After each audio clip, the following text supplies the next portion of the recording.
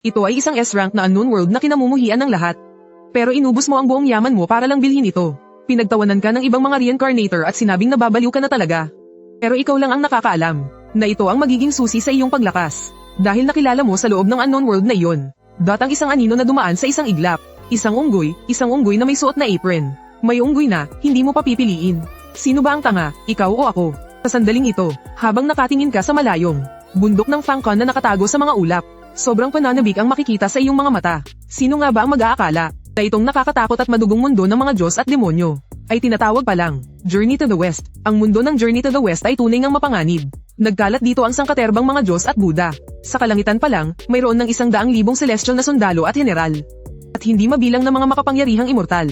Kahit saglit mo lang itong pag-isipan, mauunawaan mo kung bakit tinawag itong Forbidden Land para sa mga reincarnator. Isang nakakatakot na mundo kung saan halos tiyak ang iyong kamatayan. Isipin mo na lang, sa dami ng mga Diyos at demonyo sa paligid. At sa ugali ng mga reincarnator na laging gumagawa ng gulo. Swerte ka na kung umabot ka ng ilang buwan. Huwag na nating pag-usapan ang mga Diyos sa kalangitan. O kahit ang mga celestial na sundalo at general. Baka sa daan pa lang ay makasalubong ka na ng isang hari ng mga demonyo. At basta ka na lang lulunukin ng buo. Pero kahit na sobrang delikado, napakarami rin namang oportunidad. Dahil sa dami ba naman ng mga Diyos at Buddha. Kahit kanino ka sa kanila mapalapit at maging kaibigan. O kahit kaninong disipulo ka maging. Ang mga iyon ay mga bagay na hindi kayang pantayan ng ibang mga mas mababang antas na reincarnation world. Halimbawa na lang, ang Heibei Watch Ang. Dito, tawagin mo lang silang pareng Hei o pareng Bai. Hindi ka nila pag-iinitan. Sa halip, ituturing ka pa nilang parang kapatid. Pero kung sa ibang mundo nangyari yan, hindi nyo man lang ako tawaging amo o ginoo. Lalapitan ko kayo at bibigyan agad ng isang headlock. Wala akong pakialam kung mga kaluluwang ligaw o masasamang multo kayo. Wala akong pakialam kung taga saan mang kaharian o kung sino pa man kayo. Lahat kayo ay haharap sa hari ng impyerno. Itinaas mo ang iyong kaliwang pulso. At isang virtual na screen ang lumitaw sa iyong harapan. Kasalukuyang napiling pagkatao, taga Zinyu. Isang ulila mula sa isang bayan sa Hezhou. May kaunting ari-arian, buong pusong naghahanap ng kaliwanagan. Kasalukuyang sumusunod sa mga yapak ng mga nauna sa kanya. Nang makita mo ang pagkataong ito, kasiyahan ka, at tumango-tango. Sabi na nga ba, mas maganda pa rin ang isang sirang main god space. Hindi lang walang mapanganib na death mission sa simula, wala ring mga nakakainis na kasamahan sa reincarnation. Pati ang pagkatao at lugar ng kapanganakan mo ay pwede mong piliin. Kung hindi lang dahil wala kang reincarnation points, talagang ipapasok mo ang sarili mo sa pamilya ng hari ng dinastiyang Tang. Ang Human Emperor ay hindi pwedeng maging immortal. Prinsipe lang naman ako. Halika rito, matandang Dragon King. Bigyan mo ako ng kaunting esensya ng dugo ng dragon. Ituro mo sa akin ang iyong mga makapangyarihang mahika. Ayaw mo naman sigurong mapubutan ng ulo ni Wei Jing sa iyong panaginip, hindi ba? Pero syempre, hanggang isip mo lang yan. Dahil nakita mo mula sa reincarnation space, na sa mundong ito, mayroong isang unggoy na nakasuot ng apron. Pamilyar na pamilyar ang itsura niya. Siya ang magiging si Chitian Dasheng, ang Great Sage, Equal of Heaven. At siya rin ang magiging Buddha ng Budismo, ang Victorious Fighting Buddha, si Sun Wukong. Ang taong ito ay nakasuot pa rin ng apron ngayon. Marahil ay hindi pa siya naghahanap ng paraan para maging immortal. Kung gayon, hindi pa nangyayari ang panggugulo sa kalangitan.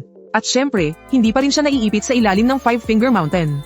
Kung ganoon, malamang ay wala pa ni anino ng dinastiyang Tang. Tinatamad ka na ring mag-isip, kung anong panahon na ngayon. Nakarating ka na nga sa isang mundo ng mga Diyos at demonyo. Ano pa ang silbi na isipin ng mga mortal na kaharian na yan? Sinunod mo ang mga pahiwatig ng iyong reincarnation watch. Buong determinasyon kang umakyat sa bundok Fangcon. At ang bundok na iyon ay tunay ngang pambihira, kahit na hindi ito gaanong kataasan. Ngunit nababalot naman ito sa ulap at hamog. Gaya ng kasabihan sa mga alamat, hindi nasusukat sa taas ang isang bundok. Nagkakaroon ito ng hiwaga kapag may naninirahang isang immortal. Umakyat ka sa mga hagdanan. Hindi nagtagal, nakarating ka na sa labas ng Sanxing Cave sa bundok ng Lingtai Fangcon. Nang kumatok ka sa pinto, isang batang alagad ang nagbukas nito. Medyo nagtataka siyang nagsalita, hindi ko inaasahan na may darating pa pala para maging disipulo at mag-aral ng sining. At dalawa pa sa iisang araw. Pinapasok ka ng batang alagad. Sa loob ng bulwagan, may nakaupong ilang dosenang disipulo na nakasuot ng asul berdeng roba. Pero sa kanilang lahat, ang pinaka-nakaagaw ng iyong pansin ay ang unggoy na panay ang kamot sa kanyang tainga at binti. Bigla kang kinabahan, nandito na ang unggoy. Ibig sabihin, ang panahong ay lalagi mo para magsanay sa bundok ng Lingtai Fangcon. Ay malamang na 7 taon na lang. Dahil pagkatapos maging disipulo ng unggoy at matapos ang kanyang pagsasanay, pinili ni Patriarch Bodhi na umalis sa lugar na ito. At walang nakakaalam kung saan siya nagtungo. Bago mo pa man mapag-isipang mabuti ang lahat, narinig mo ang dahan-daang pagsasalita ni Patriarch Bodhi na nasa itaas ng plataporma. Sa isang iglap, tila may umugang sa loob ng iyong isipan. Para kang nakakita ng hindi mabilang na gintong lotes na namumukadkad. Walang katapusang bango, at iba't ibang mga eksenang hindi maipaliwanag sa salita. Nawala ka sa iyong sarili at nagpatangay dito ng matagal na matagal. Nang ikaw ay matauhan, wala na si Patriarch Bodhi sa itaas ng plataporma.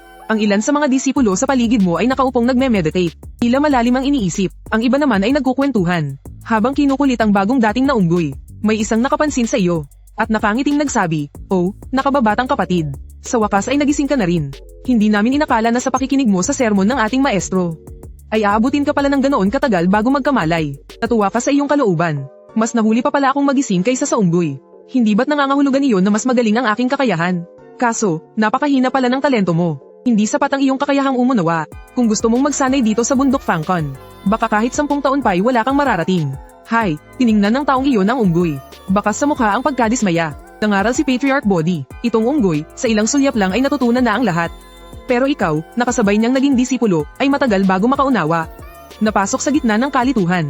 At nalubog sa matinding kalituhan. Bakit ganito kalaki ang agwat? Akala ko pa naman henyo ang bida rito. Di ko akalain, kwento pala to ng isang talunan. Medyo nanlumo ka, hindi mo na malayang napatingin ka sa iyong pulso. Biglang may lumitaw na isang linya ng text sa iyong paningin. Paalala, nakikinig ka sa pangaral ng banal na guro. Magulo ang iyong isipan. Kulang ang kakayahang umunawa, kaunti lang ang iyong natutunan. Antas ng daw, nadagdagan ng 5. Ang antas ng daw ay ang pundasyon para sa pagsasanay ng mga supernatural na kapangyarihan. At ang ugat sa paggamit ng mga spell. Maaaring gumamit ng 1,000 reincarnation points para ipagpalit sa antas ng daw.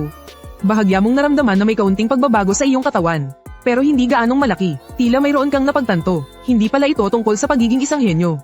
At lalong hindi tungkol sa pagiging isang talunan. Ito pala ay yung sistemang nagdadagdag ng puntos. Kahit na hindi mo alam kung ano itong tinatawag na antas ng daw. Kung ano ang mga pambihirang gamit nito. Pero base sa description, ito raw ang pinagmumula ng lahat ng supernatural na kapangyarihan at spell. At pwede pang ang gamitan ng reincarnation points para ipagpalit. Hindi ba tiyan na ang maalamat na sistemang pagdadagdag ng puntos? Pakiramdam mo ay napakaliwanag ng iyong hinaharap. Habang palihim kang natutuwa sa iyong sarili, nakita mo ang isang malaking unggoy na lumapit sa iyo. Siya nga ang handsome Monkey King. Ginagaya niya ng buong husay. Ang mga kapatid sa pagsasanay sa paligid at nagbigay pugay sa iyo. Habang sinasabi ang mga salitang medyo katawa-tawa, ang abang mag-aaral na ito ay nagmula sa bundok ng bulaklak at prutas ng silangang banal na kontinente. Nilikha ng kalangitan at kalupaan. Walang pangalan, walang apelyido. Ang guro ay nagkaloob ng pangalan. Tinawag siyang Sun Wukong. Pagbati, nakababatang kapatid. Naisip din ni Sun Wukong na isa itong pagkakataon.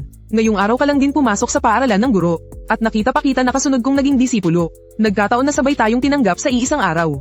Kahit hindi pa tayo nagkikita, nararamdaman ko ang pagiging malapit sa iyo. Pero ikaw ay medyo naguluhan. Dahil ngayon mo lang naalala. Nakasabay mo si Sun Wukong na naging disipulo. At nakinig din sa mga turo ni Patriarch Body. Bakit binigyan niya si Sun Wukong ng pangalan sa pagsasanay? Pero ikaw ay hindi, yumuko ka sa hiya, masyadong maraming gumugulo sa aking isipan. Mahirap itong kontrolin. Mualang-galang na po, nakakatandang kapatid, paano ko ito masosolusyonan? Pumunta ka sa silid-aklatan. Naroon ang libu-libong aklat ng punong guro. Pagbasa kang mabuti araw-araw. 3 taon lang ang kailangan para mahubog ang iyong pag-uugali. At 10 taon para makontrol ang iyong isipan. Saka mo lang mapapakalma ang iyong isipan para pag-aralan ng mga aklat na ito. 10 taon, natigilan ka, gusto mo pa sanang magtanong. Ngunit nakita mong tumalikod na ang nakakatandang kapatid, at hindi ka na pinansin. Marahil sa kanyang paningin, ang isang taong hindi mapakali na tulad mo, ay magkakaroon ng kaparehong kapalaran sa mga taong umakyat sa bundok sa mga nakaraang taon. Hindi magtatagal ng ilang araw at aalis din. Ngunit ang ikinagulat at ikinabigla ng nakakatandang kapatid na ito ay, na ikaw, na sa tingin niya ay hindi mapakali, ay talagang pumunta sa silid-aklatan, at sinimulang basahin ang libu-libong mahahalagang aklat doon. Ilang araw lang ang lumipas. Ang iyong pagiging balisa ay kitang-kitang nawala. Naging kalmado ka at matatag. Naguluhan siya, dahil noong siya ang nasa kalagayan mo, nagbasa siyang mabuti sa loob ng 3 taon. At gumugol pa ng 10 taon para hubugin ang kanyang pag-uugali, bago niya nakamit ang kanyang kakayahang espiritual. Naiintindihan mo ang mga banal na kasulatang ito. Ako, lagot ka, isa na namang unggoy. Ding, binabasa mo ang aklat na isinulat ng isang makapangyarihang nilalang. Binigkas ng 100 beses sa loob ng 3 araw. Naunawaan mo ang kahulugan nito. Cultivation, nadagdagan ng 0.01. Antas, isang bituing reincarnator. Puntos, 0. Cultivation, 0. Puntos ng talento, 15. Lihim na karunungan sa sandaang pagbasa. Nakuha mula sa pagpapalit ng 5 taon ng cultivation. Ang pagbabasa ay nakakapaglinaw ng pagkatao. Ang lihim na karunungan sa sandaang pagbasa ay maaaring gumamit ng 100 taon ng cultivation para mag-upgrade at maging banal na pag-unawa sa pagbasa. Sa pagbagsak ng panulat, yayanig ang langit at lupa. Sa pagbitaw ng salita, iiyak ang mga multo at Diyos. Sa tuwing naiisip mo na kailangan mong manatili sa loob ng pavilion ng mga aklat. At magsunog ng kilay sa pag-aaral ng mga tula at libro. Ang hindi bababa sa 10 taon bago ka makapasok sa landas ng cultivation. At dahil alam naman ng lahat na, aalis si Patriarch Body sa Mount Fangcon pagkalipas ng 7 taon. Pinili mo na lang na gumamit ng cheat, reincarnation space. Pakita mo sa akin ang iyong limitasyon. Kapag ang isang ordinaryong tao ay nagsanay at nagkaroon ng cultivation, mararamdaman lang nila ang unti-unting epekto nito. Hindi nila ito magagamit ng perpekto. Ngunit kinukuha ng reincarnation space ang lahat ng maaaring mapakinabangan. Binigyan pa nito ng halaga ang mismong cultivation. Maaari itong ipagpalit sa iba't ibang mga talento.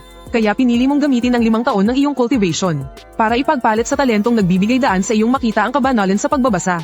Talagang naging maganda ang epekto nito. Nararamdaman mo na mas dumadalas ang mga pagkakataon na payapa ang iyong isip. Ang mga senior brother mo na madalas mong kasama sa mga pag-aaral sa umaga ay labis na namangha. Mababa ka sa kanilang mga mata ang paghanga. Tutal, sila ay mga mortal lamang. Sa pagtahak sa landas ng pagsasanay, sino ba naman ang hindi nagkakaroon ng isipang hindi mapakali? Hindi napigilan ng iyong senior brother na purihin ka, pagtatag ng puso, pag-aalaga sa espiritu, at pagtuklas sa sarili. Iyan ang 3 antas ng pagbabasa. Kapatid, ang iyong pag-unawa sa pagbabasa. Kung sakaling mapunta ka sa mga confusion sa hinaharap, hindi kaya'y magiging isa kang dakilang pantas. Sunod-sunod na tumango ang lahat. Punong-puno sila ng paghanga, kahit si unggoy na si Sun ay hindi napigil ang lumapit. Kapatid, nagawa mong pag-aralan ang libro ng ganyan kalalim. Talagang labis kang hinahangaan nitong si Sun. Sa tuwing tinitingnan ko ang mga librong yan, pakiramdam ko ay may mga kung ano-anong gumagalaw na parang uod sa harap ng aking mga mata. Kilala ako ng bawat isa sa kanila. Pero ako, si Sun, ay hindi ko sila makilala. Nagtawanan ng malakas ang lahat ng nakatatandang kapatid. Dahil ang pagiging balisa ni unggoy na si Sun ay hindi may tatago. Kapag naiinip, nagkakamot siya ng tainga at pisngi. Lundag ng lundag, hindi mapakali sa pagupo, pero sa kanilang mga puso, ay labis din silang humahanga. Dahil na rin sa ganitong uri ng pag-uugali, ipinapakita nito na ang kanyang isipan ay walang anumang gumugulo. Likas na sa kanya ang bagay na inabot pa nila ng maraming taon sa pagbabasa.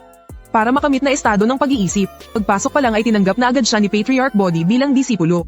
At personal pa siyang binigyan ng pangalan. Sino pa ba ang may ganitong pribilehiyo? Lumipas pa ang ilang araw. Ang anino ni Patriarch Body ay lumitaw sa ibabaw ng mataas na entablado. Wala siyang sinabing ibang mga salita, bahagya niya lang tiningnan ng lahat, at nagsimula ng direktang magsalita. Sa pagkakataong ito, hindi mo naramdaman ang pagkalito na tulad ng dati. Hindi mo nakita ang mga bumabagsak na bulaklak mula sa langit tulad ng dati. O ang nagniningning na mga gintong lotus na namumukadkad kung saan-saan. Ang tanging naramdaman mo ay ang bawat salitang binibigkas ni Patriarch Body ay may malalim na kahulugan. Bawat pangungusap ay tila nahulaan ang mga pagdududa mo noong nagbabasa ka. At sa ilang salita lang ay naliwanagan ka na. Naramdaman mo ang biglaang kaliwanagan. Sa pagkakataong ito, hindi tulad noong una kayong magkita. Hindi ka direktang nalito. Nagkaroon ka ng kaunting pag-unawa. Ngunit habang parami ng parami ang sinasabi ni Patriarch Body, unti-unti ka nang nalilito. Para kang nakikinig sa isang bagay na hindi mo maintindihan. Huling lumitaw ang mga gininto ang lotus na pumupuno sa kalangitan. Tila hindi mo na alam kung ilang araw ang lumipas. Saka ka lang nagkamalay. Una kang tumingin sa iyong paligid. Tumingin ka sa unggoy. Si Sun Wukong nga ay gising. Masaya siyang pumapalakpak, habang sinasabi sa kanyang bibig na napakagaling. Napakagaling. Bigla kang napasinghap sa gulat. Naisip mo na lang na sa murang edad, hindi talaga dapat makatagpo ng isang unggoy na sobrang kahanga-hanga. Habang nagmamasid ka sa paligid, hindi mo inaasahang makita ang isang pamilyar na anyo sa itaas ng entablado. Iyon pala ay si Patriarch Body. Tumingin sa iyo mula sa itaas si Patriarch Body. Dahan-dahan siyang tumango. Mahinahon niyang sinabi, may potensyal ang batang ito. Pagkatapos ay naglaho ang kanyang anyo. Nagdiwang ang iyong puso sa sobrang tuwa. Unang lumundag papalapit si Sun Wukong. Muntik na niyang isubsob ang kanyang ulo sa dibdib mo. Nakita mo ang unggoy na nakatagilid ang ulo. Nakangisi siyang nagsabi, kahanga-hanga, kahanga-hanga, pinuri ka ng ating guro. Mukhang napakagaling talaga ng pagbabasa mo. Binabati ka rin ng iyong mga nakatatandang kapatid sa pagsasanay. At namangha rin sila sa kanilang mga sarili. Anong klaseng talento sa pagbabasa ang mayroon ka? Sa loob lamang ng isang buwan, nakuha mo na ang atensyon ni Patriarch Body. Marahil wala pang kalahating taon, magiging tunay ka na nilang nakababatang kapatid sa pagsasanay. Namumula ang iyong mukha, yumuko ka sa iyong mga nakatatandang kapatid bilang pasasalamat. Kahit na itinuturing mong kalmado ang iyong kalooban, sa sandaling ito ay tila lumulutang pa rin ang iyong isipan. Parang wala sa sariling bumalik ka sa iyong tirahan. Tinaas mo ang iyong pulsuhan. Team, nakikinig ka sa sermon ng banal na guro. Marami kang nabasang tula at mga aklat. Nakabasa ka ng daan-daang akda. Ang pagbabasa upang maunawaan ang kabanalan. Malaki ang iyong natutunan sa sermon na ito. Cultivation na dagdagan ng 30. Nagkamit ka ng 30 taon ng cultivation. At iyan ay sa loob lang ng isang buwang pagbabasa. Napakahalaga pala talaga ng kaisipan sa landas ng cultivation. Sa isang iglap, napuno ka ng samot-saring emosyon. Akma mo na sanang ipapalit ang mga cultivation na ito para sa talento sa pagbabasa. Ngunit napaisip ka muna ng malalim. Sa halip, pinili mong buksan ang reincarnation space na ilang buwan mo nang hindi nabubuksan. Habang tinitingnan ang mga reincarnator na nag-uusap pa rin, pakiramdam mo ay para kang galing sa ibang panahon. Walang sino man ang nakakaalam kung ano ang pinagdaanan mo sa loob ng isang buwan. Ikaw, isang newbie, maaari po bang magtanong sa mga senior na reincarnator? Paano po ba kumikita ng mga puntos? Isang ordinaryong komento, ngunit para itong isang bambang sumabog sa ilalim ng tubig. na nagpasiklab sa buong reincarnation space. Pucha, isang buwan na. Buhay ka pa pala, bata ka. Mga tol, may cheater. May cheat. Ang tanong mo ay walang kahit anong bahid ng pagyayabang. Hindi tulad ng mga nagpapasikat sa kung saang social media. Nasa Amerika, kara-rating lang ng eroplano. Salamat sa imbitasyon, at kung ano-ano pa. Taos puso ka talagang nagtatanong. Dahil matapos mong makita ang kahalagahan ng cultivation. Gusto mong pagsumikapang dagdagan ang iyong cultivation. Sa ngayon, mayroon kang isang safety net. Iyon ay ang buwanang lecture ni Patriarch Body. Hanggat sapat ang iyong pangunawa, makakakuha ka ng maraming cultivation. Sa paglipas ng panahon, maiipon din ito. Ito ay isang kita na tila perpekto. Pero habang iniisip mo ito, mas lalo kang nanghihinayang. Ang lecture ng isang sage ay parang paglalaro sa stock market. Sa wakas ay nakatagpo ka ng ilang monster stocks na biglang tumaas. Siyempre, kailangan mong mag-invest ng malaki. Puhunan, dahil kapag mas malaki ang puhunan, mas malaki rin ang makukuhang balik. Hanggat sapat na sapat ang iyong pangunawa, mas maraming libro ang nababasa mo. Mas marami ring cultivation ang makukuha mo. At gamit ang kasalukuyan mong talento, laging pakiramdam mo ay dehado ka. Kaya naman, buong kababang loob mong ninais na magtanong sa mga senior na reincarnator. Gusto mong tahakin ang pangalawang landas. Tingnan kung makakakuha ka ng ilang points sa pamamagitan ng reincarnator space. At pagkatapos ay gamitin ang points para ipapalit sa antas ng cultivation. Para gawin itong talento mo, at palakasin ang iyong kakayahang umunawa. Pagkatapos, sa oras na nagtuturo si Patriarch Body, makakakuha ka ng mas mataas na antas ng cultivation. Kung medyo swiswertehin ka pa, baka sakaling tanggapin ka pa ni Patriarch Body bilang disipulo niya. At kung mas swiswertehin ka pa, baka sakali, maturuan ka pa ng ilang pambihirang kapangyarihan o kung ano pa. Hindi ka naman humihingi ng kung anong great celestial immortal arts, lalo na ang earthly 72 transformations. Napakaliit lang ng ambisyon mo. Ituro lang sa iyo ang heavenly 36 divine abilities, ayos na. Makukontento ka na. Hehe, isang simpleng tanong lang naman ang binitiwan mo. Pero hindi mo inaasahan na ang isang salita mo ay magdudulot pala ng malaking pagsabog sa buong reincarnator space. Hindi mabilang na mga senior reincarnator ang biglang nagsulputan. Nagbabatuhan ng kung ano-anong mga tandang pananong. Leche, isang buwan na. Buhay ka pa rin. Nakachit to, sigurado nakachit to. Sira, pakiramdam ko delikado na ang mga points na pinusta ko.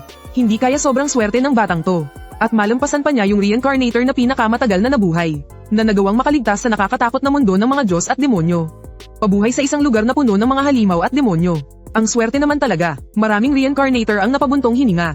Sa isang iglap, lahat sila ay labis na nagulat, tungkol sa nakakatakot na mundo ng mga Diyos at demonyo ng Journey to the West. Hindi gaanong karami ang kanilang nalalaman. Kadalasan ay naririnig lang nila mula sa mga nagmamatigas, na mga kapwa reincarnator ang iilang salita. Nagrereklamo sila na laging may gyera sa mundong ito. Noong una ay nagkampihan sila. Sinasabing susunod sila sa dinastiya ng mga tao, gagamit ng high-tech para durugin ang mga katutubo. Pero sa huli, ang kalaban ay hindi marunong lumaban ng patas. May biglang lumitaw na isang lalaking nagngangalang Yang. Sinalo niya ng harapan ng isang rocket launcher. Ganoong kalaking RPG, biglang sumabog. Ni isang kislap, wala man lang tumalsik. Nakakita ka na ba ng gatlang gun na bumubuga ng asul na apoy? Yung kalaban niya, halos idinikit na niya ang eyeball niya sa dulo ng baril. Ni hindi man lang siya kumurap. Nagtataka pa siyang nagtanong kung ano raw ba yon. Yung mga senior na reincarnator, sumabog ang isip nila noon din. Nilinis sila na parang mga basura. At nag-iwan sila ng mensahe bago mamatay. Huwag kayong pupunta rito. Huwag kayong pupunta sa mundong ito. Mamamatay kayo, at napakasama ng magiging kamatayan ninyo. Yung ibang mga reincarnator na sumasakop sa mga mababang antas na mundo. Lahat sila ay nanginig sa takot. Dahil yung mga reincarnator na pumunta sa nakakatakot na mundo ng mga Diyos at demonyo. Halos lahat sila ay mga 2-star reincarnator. Mga bigati na nakasakop na ng ilang mundo. Yung iba, mayroon ng 100 taon ng internal energy. Kayang gamitin ang dahon at bulaklak bilang patalim. Kayang apakan ng sariling paa para lumipad paakyat sa 100 metrong bangin. Yung iba naman, may dalang iba't ibang high-tech na kagamitan. Sila yung mga nakaahon mula sa bundok ng mga bangkay at dagat ng dugo. Kayang tapatan ng isang buong kumpanya ng modernong sundalo. Kung sa sinaunang panahon, kayang labanan ng isang tao ang libu-libong sundalo. Kung magaling ang diskarte, kaya nilang pabagsakin ng isang hukbo na may 10,000 sundalo. Mayroon namang may pambihirang talino. Gamit lang ang iba't ibang pulisya at estratehiya. Nakaakyat sila mula sa pinakamababa hanggang sa trono ng emperador. Mayroon silang mga pamamaraan at malawak na pananaw. Pero kahit ganyang klaseng walang talong grupo, ilang buwan lang ang tinagal bago sila direktang naubos. Ngayon, sabihin nyo, hindi ba nakakatakot ang mundo ng mga Diyos at demonyo na yan? Maraming reincarnator ang biglang naging curious. Paano ka nakaligtas? Nagpapatuloy pa ba ang digmaan sa mundo ng mga Diyos at demonyo? Akala nila dati, matigas lang ang ulo ng baguhang ito. Hindi nila inasahan na ganito pala siya kaswerte. Kahit na hindi niya makumpleto ang misyon sa mundo ng mga Diyos at demonyo. Makakuha ng reincarnation points. Marami pa rin siyang makukuhang benepisyo. Hindi tulad namin. Hirap na nga ako magtrabaho, tapos kakarampot lang ang kinikita. Oo nga, ayoko nang magreklamo tungkol sa master ko na yan. Grabe sa kakuriputan. Narinig ko na nakakuha raw siya ng isang walang kapantay na sword manual. Nitong mga nakaraang araw, gusto niyang ibalik ang kasikatan ng Huashan.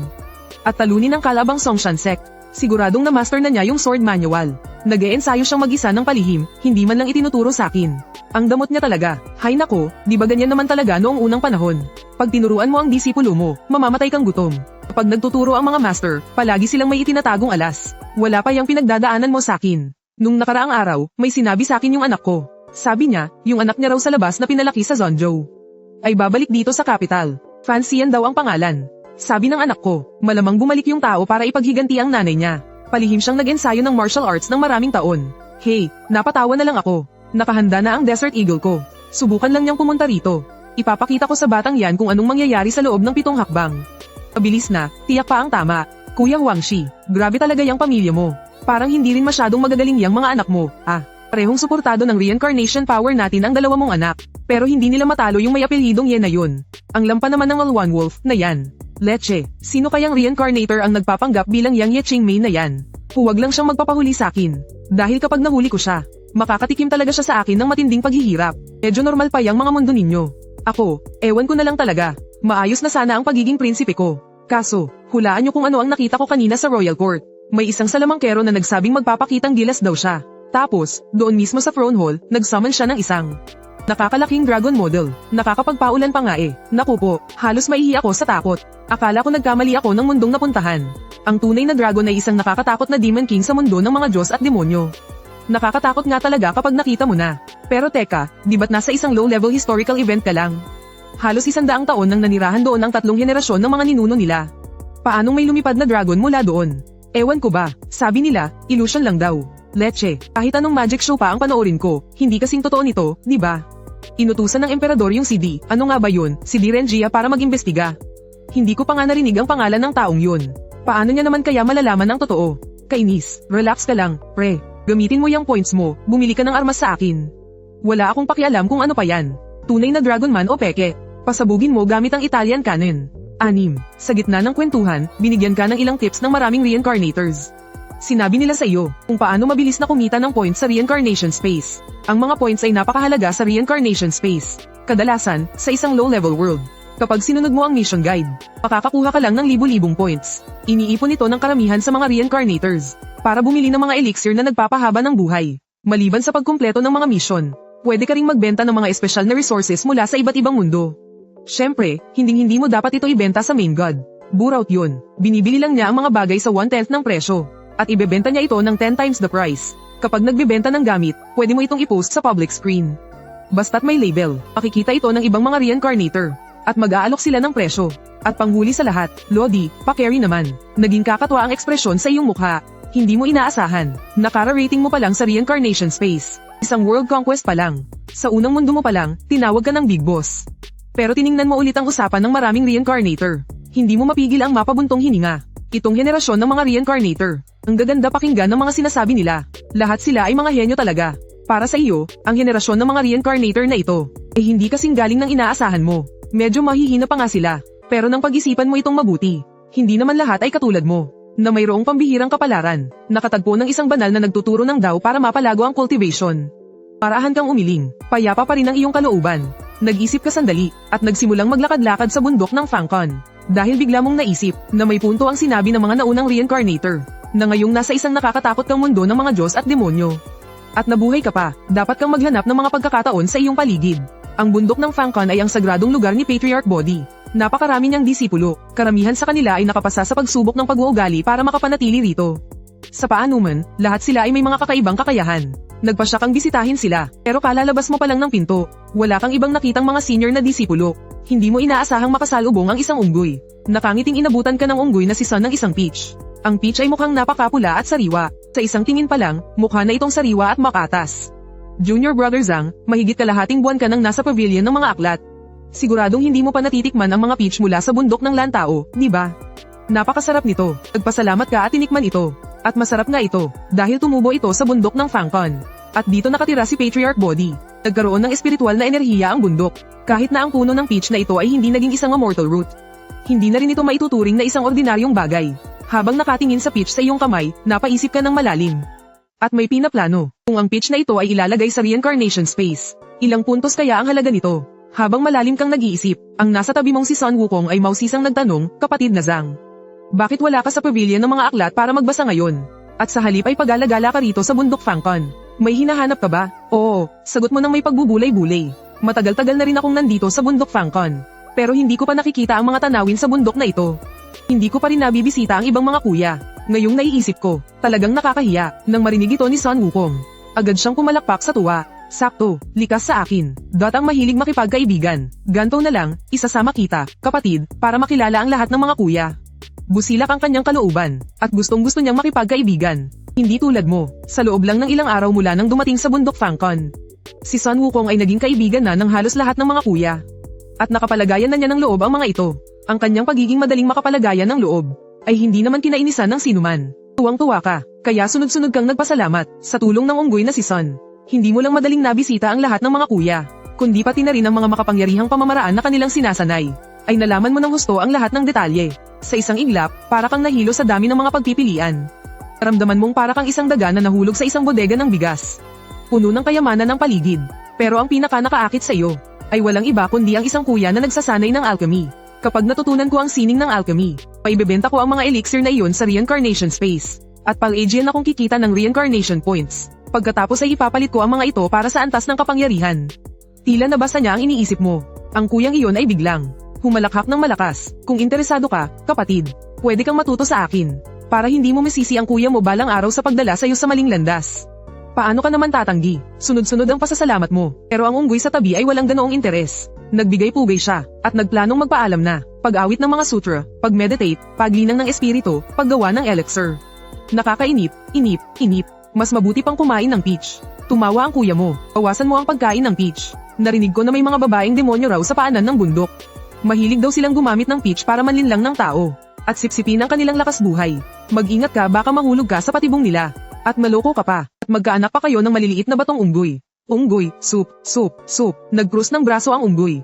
Itong mga ordinaryong peach lang ang kinakain ko. Ang mga peach dito sa bundok. Kapag nasa labas ako, kahit pa yung galing sa kalangitan na isang amoy lang ay nagbibigay na ng mahabang buhay. Yung mga immortal na peach na isang kagat lang ay nagbibigay ng buhay na walang hanggan. Kahit iharap pa sa akin, hinding-hindi ako kakagat ni isa man. Napangiti ka na lang pero hindi ka umimik. Gaya ng alam ng lahat. Tutal, ang unggoy ay may ginawang isang matinding kalokohan kinalaunan. Nang harapin niya ang 7 naggagandahang diwata mula sa kalangitan. Gumamit siya ng spell na pampatigil. At hindi na sila nakagalaw sa kanilang kinatatayuan. At pagkatapos, pinili ng unggoy na kumain ng mga peach. At kung bakit kinalaunan, mula sa loob ng isang bato, ay may lumabas na 7 calabash babies. At alam din nila ang lahat ng kapangyarihan at mahika ng unggoy. Aba, yan ay depende na sa kung paano iimbentuhin ng kwentista ang istorya. Kaya sa mga sumunod na araw, pansamantala kang tumira sa kuweba ng kuya mong ito. At sinamahan siyang mag-aral ng sining ng alkemiya. Ting, nakatanggap ka ng tulong mula sa isang importanteng tao. Tinuruan ka niya ng sining ng alkemiya. Kahanga-hanga ang iyong pangunawa, malaki ang iyong natutunan. Naunawaan mo ang sining ng paggawa ng tableta. Animulang antas, maaaring gamitin ang 10 taon ng iyong pagsasanay upang itaas ito sa pangunahing sining ng paggawa ng tableta. Lihim kang natuwa, hindi lang pala talento ang maaaring dagdagan ng puntos. Pati na rin ang mga mahika at abilidad na sinasanay ay pwede rin. Hindi mo maiwasang makita ang iyong magandang kinabukasan. Samantala, ang iyong nakatatandang kapatid sa tabi ay may komplikadong tingin. May bahid ng paghanga sa kanyang mukha. Ako ay nagsanay ng mahigit 30 taon. At nakarinig ng mga turo mula sa ating ninuno sa loob ng ilang dekada. Bago ko palang naunawaan itong sining ng paggawa ng tableta. Hindi ko inaasahan na sa loob lang ng ilang araw, ay natutunan mo ng lahat, aking nakababatang kapatid. Isa kang tunay na henyo. Ngunit kailangan kong bigyan ka ng babala, kapatid, tungkol sa paraan ng paggawa ng tableta. Madaling matutunan ngunit mahirap maging dalubhasa. At isa pa, malaki ang kinakain nitong lakas ng pagsasanay. Kung sakaling matuklasan mong hindi ka interesado, huwag na huwag mong pipilitin ang iyong sarili. Pakamaan tala pa ang sarili mong pagsasanay. Tumango ka, ipinapakitang naiintindihan mo. Nang makita ang iyong itsura, hindi napigilan ng nakatatandang kapatid na tumango ng may kasiyahan. Sa wakas ay naintindihan na niya kung bakit ganoon tumingin sa kanila si Patriarkang Body araw-araw. Na para bang tumitingin sa mga unggoy. Ang kakaibang tingin na iyon. Mataas ang pangunawa, masunurin, at agad nakukuha kapag sinabihan. Isang turo lang, gets na agad. Kung anong sabihin, iyon ang pinaniniwalaan. Samantalang ang ibang mga kapatid ay bigla na lang makaka-realize. Tapos ay mag-iingay na lang sa tuwa, dahil sa kanyang labis na kasiyahan. Tinapak ng nakatatandang kapatid ang kanyang ulo, at iniunat ang kanyang kamay sa gilid. Mula sa maraming gourd na nakasabit sa pader, may isang direktang lumipad papalapit. Isang gourd ang lumapag sa kanyang kamay. Isang kulay sepiro, at nag-uumapaw sa liwanag na tableta. Ang lumipad palabas mula sa gourd. Sa pagtingin pa lang ay mayroon na itong maningning at malakristal na kintab. Ang bumungad na halimuyak, kahit na hindi mo pa ito nakita kailanman. Agad mong naisip sa iyong puso, napakagaling na tableta. Nakita mo sa mukha ng iyong kapatid na disipulo ang kaunting pagmamalaki. Ito ay mula pa noong ilang taon na ang nakalipas nang bumaba ako ng bundok upang umuwi sa aking bayan. Nang dumaan ako sa isang nayon, natuklasan kong may isang demonyo ng ilog na nanggugulo roon. 1,000 taon ng pagsasanay.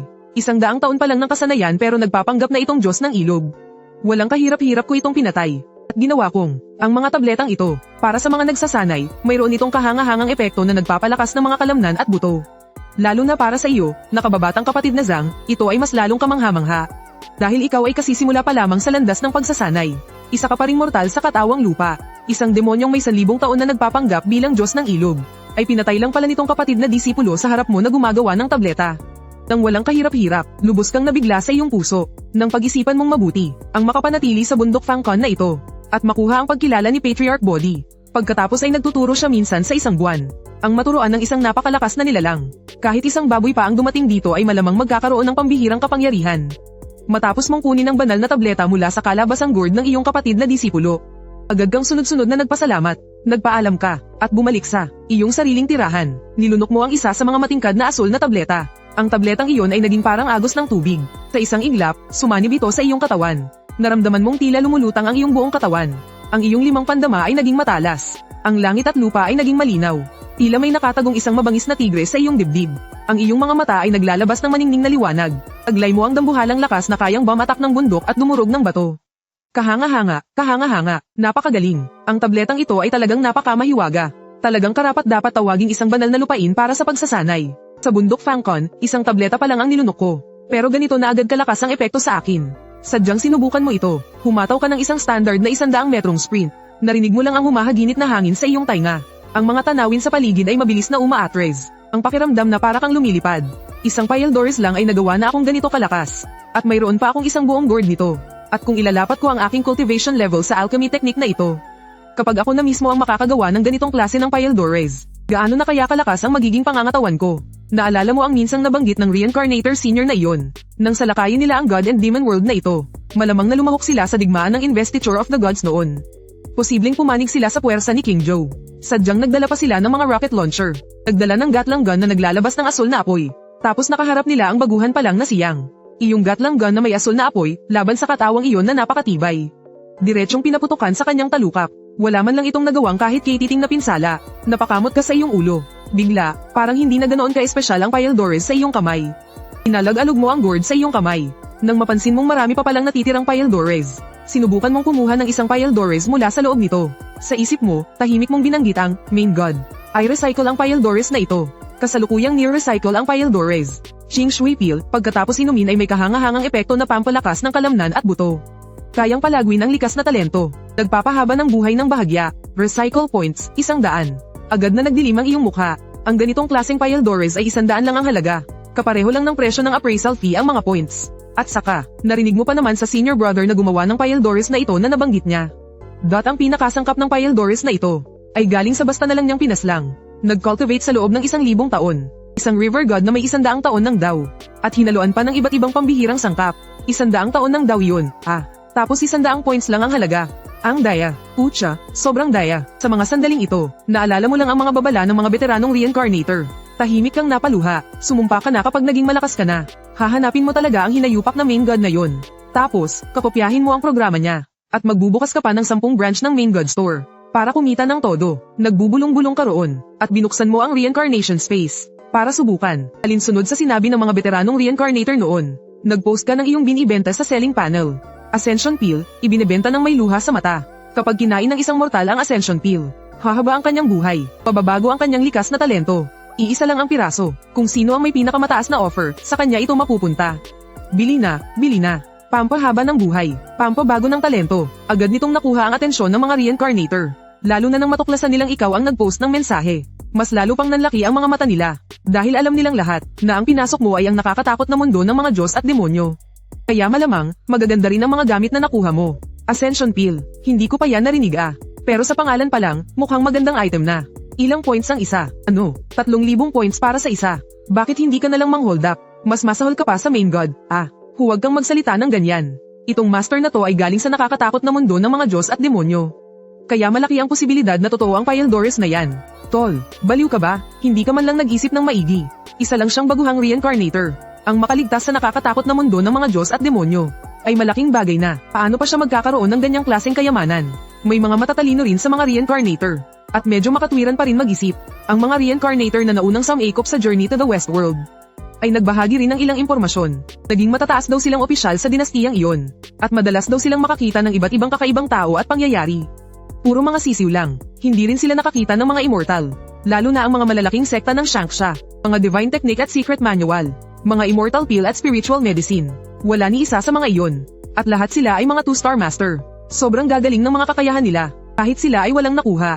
Paanong ikaw na isang baguhan ay makakakuha niyan? Pinag-isipang mabuti ng maraming reincarnator. Tama nga naman, bakit siya makakakuha? Kaya, habang lumuluha, sinabi mo, mga boss, sa totoo lang po, itong mundong ito ay puno ng panganib. Ako, bilang inyong abang lingkod, ay medyo may itsura. Nagustuhan ako ng isang babaeng diwatang napadaan. Dinala niya ako sa kanila, pinilit niya akong maging palamunin niya. Inabuso niya ako, niyurakan niya ako at ininsulto, sinabing puro lang daw ako porma pero wala namang silbi. At bilang pabuya, binigyan niya ako nitong tableta. Gusto ko lang itong may benta para sa ilang reincarnation points. Para makabili ng gamit na makakatulong sa pagtakas ko. Ang mga reincarnator, mukhang makatwiran. Kaya naman, may isang reincarnator na nagpas siyang bilhin ito. At siya ang naging mapalad na nilalang. Sa sobrang tuwa mo, muntik mo nang sindihan ng kandila ang bumili.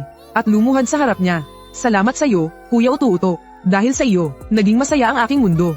Tuwang-tuwa kang tinitingnan ng balanse ng iyong mga puntos. At hindi mo na malayang napatingin ka sa mga item na binibenta ng ibang mga reincarnator. At bigla ka na lang natahimik, dahil gusto mo na namang maiyak. Binibenta ang Ultimate Divine Art ng Huashan, ang Zexia Divine Art. Sa halagang 8 reincarnation points lang. Kapag binili ang art, libre na ang Huashan Sword Style. Huwag palampasin ang pagkakataong ito. Tiningnan mo, ang clear water pill na naibenta mo sa halagang 3,000 puntos. Patawad, nagkasala ako. Sa isiping ang ultimate secret technique ng Huashan Sect, ang Zexia Divine Art. Isang top secret manual na tanging sa sect leader lang ipinapasa. Sa reincarnation space na ito, binibenta lang pala sa halagang 8 puntos. At may libre pang Huashan Sword Style. Tapos tiningnan mo naman ang sarili mo. Mula lang sa iyong senior brother. Nakakuha ka ng isang gourd ng mga tableta. Basta ka lang kumuha ng isang piraso. At naibenta mo na agad sa halagang 3,000 puntos. Bahagya kang natahimik, bigla mong naramdaman na medyo naging sikim ka nga. Kaya naman, maingat na maingat. Binlock mo ang chat ng reincarnator na iyon. Dahil natatakot kang baka bumalik siya para isauli ang binili o kung ano paman. Ang tabletang naibenta ko ay dahil sa galing ko. Anong karapatan mong hilingin sa akin na i-refund ka? Kung walang epekto ang tableta, hanapin mo ang problema sa sarili mo. Nagsumikap ka ba? May talento ka ba? Sinulyapan mo ang reincarnation points na kada rating lang sa'yo. Matapos ang ilang minutong pag-iisip, nagpasya kang bilhin ang Zexia Divine Art na ito. Kahit na sa tingin mo ay nagte-training ka sa mundo ng mga Diyos at demonyo. At medyo katawa-tawa ang martial arts na iyon. Pero paano ko ba sasabihin? Wala rin naman akong ibang ginagawa. Tutal, dito sa Mount Francon. Para makuha ang pagkilala ni Patriarch Body. Para maturuan kanya ng kanyang mga supreme divine ability at spell. Hindi iyon magagawa sa loob lang ng 1 o 2 araw. Baka abutin pa nga ng higit sa 10 taon. Kung ang isang hamak na mortal na tulad ko ay makakabisa ng gusto ang martial art na ito. Sa hinaharap, magagawa kong tumapak sa sarili kong mga paa para umakyat sa ere. Para makaakyat baba dito sa Mount Francon. Mas magiging madali ring pumunta sa mga delikadong lugar para manguha ng mga halamang gamot. Kaya gumastos ka ng 8 reincarnation points. At binili ang Zexia Divine Art na ito. Ang tanging hiling mo lang muna ay mapalakas ang iyong katawan. Tutal, sa bundok Francon ay mahirap makakuha ng mga banal na kapangyarihan. Ito ang unang beses mong makakuha ng isang pamamaraan ng pagsasanay. Kaya naman sinimulan mo agad ang pag-eensayo sa buong magdamag. Medyo maalalahanin din naman ang pangunahing Diyos, kahit na medyo sakim siya. Pero ang mga ibinebenta niyang lihim na pamamaraan ay hindi na kailangang basahin. Direkta itong itinatanim sa iyong isipan. Sinusundan mo ang mahiwagang gabay na iyon. At sa ilang sandali lang ay naging pamilyar ka na rito. At ang mas kamangha-mangha pa, kasabay ng paggana ng banal na pamamaraan ng lilang ulap. Umusbong ang mga agos ng init sa loob ng iyong katawan. Ang maliit mong panloob na lakas ay kitang-kitang lumalaki. Matapos makumpleto ang isang buong siklo, tila nadagdagan ka na ng panloob na lakas na katumbas ng ilang taon. Tiningnan mo ang gourd na nakalagay sa ulunan ng iyong kama. Naalala mo ang clear water pill na ininom mo kaninang araw. Aakma ka sanang uminom pa ng isa. Nang mapadako ang iyong tingin sa labas ng bintana, nakita mong unti-unti nang nagliliwanag. Habang nakatingin ka sa labas, naalala mo ang sikreto ng banal na pamamaraan ng lilang ulap.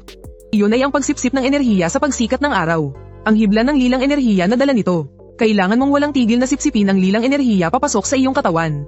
Ito ang paraan ng pagkuha ng enerhiya para mapunan ng iyong asensya. Maaari ka lang magsanay sa loob ng ilang oras sa isang araw. Kaya naman, kumilos ka na. Mabilis kang tumakbo, mabuti na lang at mayroon ka ng panloob na lakas na katumbas ng ilang taon. Kaya mas maliksi ang iyong mga galaw kaysa dati. Madali mong naakyat ang tuktok ng kalapit na bundok. Pinakalma mo ang iyong isipan at hininga. Sinubukan mong sipsipin ang lilang enerhiya na kasama ng pagsikat ng araw. Ngunit sa isang iglap lang, namula ang iyong mukha, at naramdaman mo ang matinding init sa buong katawan mo. Matapos ang ilang paghinga, nanuyo ang iyong lalamunan. Ang panloob na lakas ng lilang ulap sa loob mo ay parang isang mabangis na halimaw mula pa noong unang panahon. Na walang tigil na nagwawala sa loob ng iyong katawan.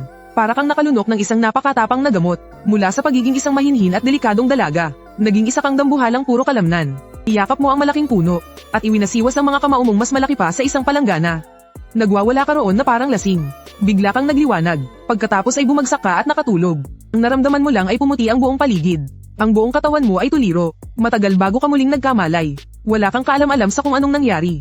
Hindi alam kung gaano katagal ang lumipas. Habang groggy ka pa, may narinig kang masayang sigaw sa tabi ng iyong tainga. Haha, gising na siya. Ang handle kong si Junior Brother Zhang.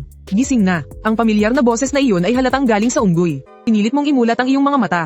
At nakita mo ang isang senior brother na may hawak na dilaw na anteng-anteng sa pagitan ng kanyang dalawang daliri. Habang bumubulong-bulong, pagkatapos, ang dilaw na anteng-anteng ay naging abo, na nahulog sa tubig. Kasunod nito, inilapit sa iyong bibig ang mangkok ng tubig na may anteng-anteng. Heto, Junior Brother, inumin mo ang gamot. Gagaling ka pagkatapos mong inumin ito. Ang pakiramdam mo ay para kang uminom ng matamis na tubig mula sa bukal. Ang pakiramdam ng pagkatuyot sa iyong katawan na parang dinudurog ka, ay bigla na lang nawala, tulad ng hanging tagsibol na dumadampi sa lupang sinunog ng apoy. Puno ng masaganang buhay ang lahat. Ngayon mo lang naramdaman na bumuti na ang iyong pakiramdam. Medyo tuliro kang nagtanong, anong nangyari sa akin? Natatandaan mo lang na nakaupo ka sa tuktok ng bundok na iyon. At humigop ng enerhiya ng umaga. Tapos bigla ka na lang sumabog. Ang nalilito mong itsura, ay umani ng walang awang pangungutya mula sa unggoy na si Son. Haha, aking handgal na Junior Brother. Bakit ka ba ganyan kapusok? Yung malaking ibon sa langit na may 3 paa. Napakabagsik nun. Kahit mga ordinaryong tao, takot tumingin doon. Tapos ikaw, humigop ka pa talaga. Isang malaking ibon na may 3 paa. Patay, nakalimutan kong ang araw pala rito ay ang Golden Crow. Sa totoo lang, hindi na kailangan pang magpaliwanag ng senior brother mo at ng unggoy na si Son. Nang marinig mo pa lang, na may malaking ibon sa langit na may 3 paa, doon ka lang natauhan, kung gaano ka talaga katanga. Iyang sinasabing malaking ibon na may 3 paa, ay ang maalamat na dakilang araw na gininto ang uwak. Ang araw-araw niyang misyon ay ang pagpalitaw sa dakilang araw.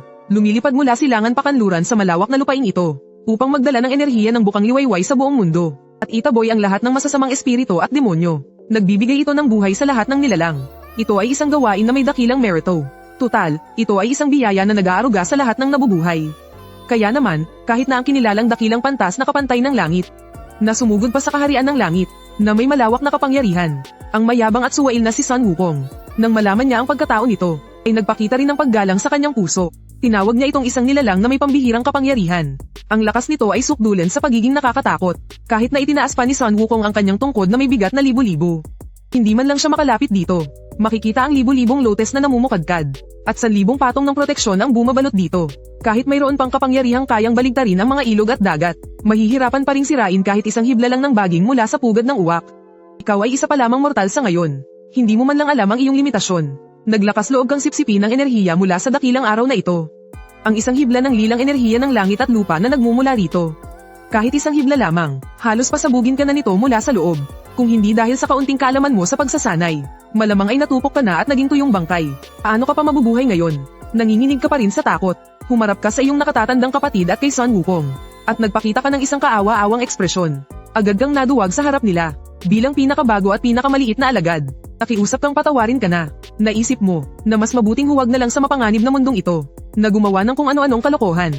Mag-aaral ka na lang ng mabuti, at mag-iipon ng kaalaman at lakas. Baka sa isang araw, lumabas ka para umihi. At may isang Diyos ng lupa na may hawak na tungkod. Nahahabulin ka para walang awang paluin ang iyong mga tuhod. Hindi ka rin pwedeng magmayabang na parang si Homelander, at gamitin ang Getsuga Tensho sa buwan. Dahil bababa talaga ang isang diwata para kumatawan. Sa buwan para hatulan ka. 10 ka na. Samantala, dahil sa kuryosidad ay lumapit naman ang unggoy na si Sun. Ang mga kamay niyang puno ng balahibo ng unggoy ay kung saan-saan humahawak sa katawan mo. Puno ng pagtataka siyang nagbubulungan. Bakit parang may liwanag na nanggagaling sa katawan mo? Nababalutan ka ng isang kulay ubing ulap. Ang kuyang nasa gilid ay namangha sa unggoy. Kakaiba talaga yang mga mata mo. Siguradong isa kang likas na henyo. Katulad ng mga sinaunang pantas. Hindi mo na kailangang magsanay para makita ang mga pambihirang bagay. Talagang nagulat ang kuya sa mga mata ni Sun Wukong. Alam niya kung ano ang tinutukoy ni Sun Wukong. Dahil kanina lang ay tinitingnan niya ang mga sugat na natamo mo. At natuklasan niyang mayroong isang hindi maipaliwanag na bagay sa loob ng katawan mo. Isang kulay ubing enerhiya ang nakapalibot dito. At nalaman niya lang iyon matapos ang masusing pagsusuri. Pero isang tingin lang ay nakita na agad ito ng unggoy. Kahit na hindi pa kailanman nagsanay ang unggoy. At kara-rating pa lang sa bundok Lingtai Fangkon. Para maging disipulo ng punong guro, mayroon na siyang ganitong klaseng pambihirang kakayahan. Napangisi na lang din ang unggoy na si Son. At iwinagayway ang kanyang kamay. Ikas lang sa akin ito. Hindi kasing galing ng kakayahan mo at ni Kuya. Pero ikaw naman ay labis na nainggit. Dahil malinaw sa iyo, ang mga matang iyon ni Son Wukong ay ang magiging tanyag na nagliliyab na gintong mga mata sa hinaharap. Tikas nitong nakikita ang lahat ng uri ng supernatural na pagbabago. Mula sa kaharian sa langit sa itaas, hanggang sa mundo ng mga patay sa ibaba. Halos walang anumang sikretong may tatago sa kanya. Naiisip mo na kung magkakaroon ka rin ng ganyang klaseng mga mata, kahit na hindi ka maging isang immortal sa hinaharap, gamit lang ang kakayahang makita ang swerte sa posisyon at ang aura ng isang tao. Pwede ring mamuhay ng napakaganda. Tila ito'y dahil sa iyong kagustuhan. At ang maalalahan ng main god ay narito na naman para saktan ang damdamin mo. Maaaring gumamit ng 10 taong cultivation. Ay activate ang talent na Lindling Shuang mo. Gumamit ng 100 taong cultivation. Maaaring ay activate ang talent na Qi Jintong. Gumamit ng 1,000 taong cultivation. Maaaring ay activate ang talent na Hoyan Jinjing. 1,000 taong cultivation. Tinitingnan mo nang may paghanga ang mga mata ng unggoy. Sa mga mata ng main god, ang sakim na negosyanteng iyon ay nagkakahalaga pala ng ganito kalaki. Kahit para sa isang ordinaryong demon cultivator, ang 1,000 taong cultivation ay sapat na para maging isang immortal. Hinahangaan mo ang unggoy, pero ang unggoy naman ang humahanga sa iyo. Nakita ang unggoy na walang tigil na tinutuktok ang tiyan mo gamit ang daliri nito. At medyo malakas pa ang puwersa. Pero naitulak ito pabalik ng isang hindi malamang kapangyarihan. Sa sobrang gulat ng unggoy ay napapalakpak ito. Napakagaling na abilidad, napakagaling na abilidad. Junior Brother Zhang, napakagaling talaga ng abilidad na nakultivate mo. Anong magaling na abilidad? Gusto mo sanang tumawa, sinuri mo ang iyong sarili. Naramdaman mo na ang internal energy ng Zixia Xiingong sa loob mo ay kasinlawak ng karagatan. Malinaw na hindi nasayang ang hininga ng Purple Chi kaninang umaga. Diretso nitong itinaas ang iyong cultivation sa pinakamataas na antas. Agad na na-master ang divine skill. Ang kabuuang oras na ginubol ay marahil wala pang isang gabi. Kung sakali, na makita ito ng mga cultivator mula sa 5th Reincarnation World, malamang ay magngangalit sila sa inggit hanggang sa maduraj ang kanilang mga ngipin. Tutal, nagsanay sila ng husto mula pagkabata, may pambihirang talento, at nag-cultivate ng 30 hanggang 50 taon. Hindi pa rin sigurado kung mamamaster nila itong Zixia Xiingong.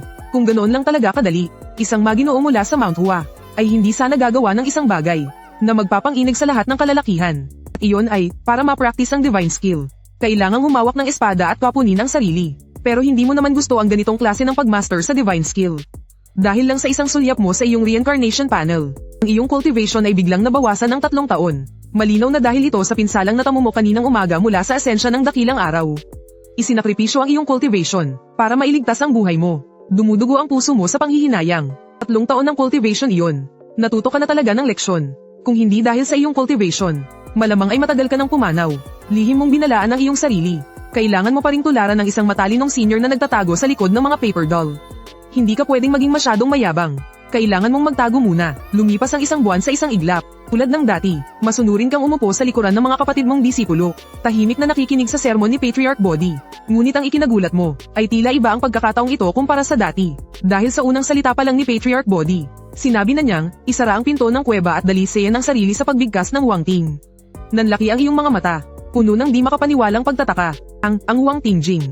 Sa pagkarinig pa lang sa unang bahagi ng sermon ni Patriarch Body, napuno na ng galak ang iyong puso. Kahit na sa dati at kasalukuyan mong buhay ay hindi ka isang cultivator. Pamilyar na pamilyar ka sa Wang Tingjing.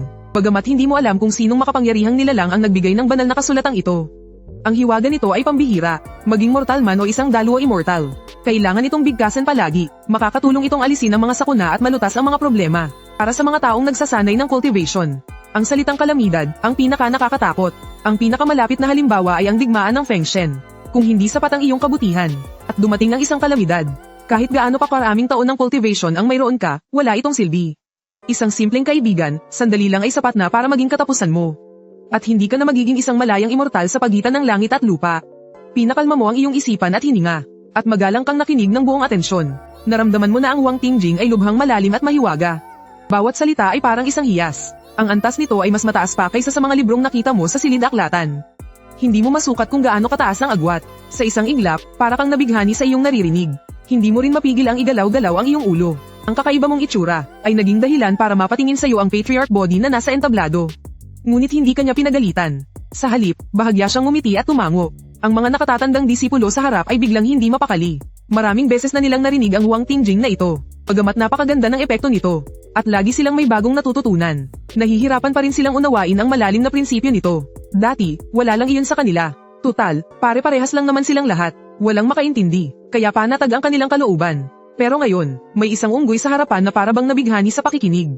At nagkakamot ng tainga at binti. Hindi mapakali sa kanyang kinauupuan. Halatang halata na lubos siyang nakatuon dito. Sinubukan nilang kumbinsihin ang kanilang mga sarili, na ang nilalang na iyon ay isang likas na espiritual. Ang unggoy na tinanggap at pinangalanan mismo ni Patriarch Body sa araw na iyon, ay hindi isang pangkaraniwang nilalang. Pero ang kaso, ang nasa likod na isa ring ordinaryong tao. At mas maikli pa ang panahon ng pagsasanay kaysa sa kanila, ay nakaintindi rin. Kaya naman, ang lahat ng disipulo ay nagsimulang hindi mapakali. Dahil sa maraming taon ng kanilang pagsasanay, napanatili pa rin nila ang kalmadong ekspresyon sa kanilang mga mukha, pero ang pait sa kanilang mga puso ay hindi mapigilan. Patuloy itong dumadaloy ng walang tigil. Umalis ang mga disipulo na may halo-halong emosyon sa kanilang mga mukha. Hindi nagtagal, sa malawak na bulwagan, ikaw na lang ang natira. Habang patuloy na dinidili-dali ang iyong mga natutunan, kalahating buwan na ang nakalipas, dahil sa hindi sinasadyang pagsipsip mo sa isang patak ng asensya ng Great Sun Golden Crow. Ang iyong ganap na natutunang Purple Cloud Divine Art, ngayon ay nagiging medyo kakaiba. Ang malawak at malalim na internal energy na parang isang malaking ilog, ay unti-unting naglalaho, nagiging mumunting hibla ng dalisay na enerhiya. Ting, nakikinig sa sermon ng isang banal. Naunawaan mo ang mahiwagang aral ng Wang Tingjing. Bigkasin ito ng tahimik ng isang beses araw-araw. Maaaring mapataas ang iyong cultivation level ng 0. Habang lumalalim ang iyong pangunawa, mas dumarami rin ang cultivation na iyong nakukuha sa araw-araw. Isang mahiwagang pamamaraan na abot langit. Wala nang hihigit pa rito. Napuno ka ng matinding damdamin. Nakuha mo pa lang sa simula ang Wang Tingjing na ito. Araw-araw, kailangan mo lang itong bigkasin ng tahimik para makakuha ng cultivation. Sa paglipas ng mga araw at buwan, ang kaunti ay magiging marami. Pagkatapos itong bigkasin sa loob ng 100 taon, makakapantay mo na ang 1,000 taong gulang na dakilang demonyo.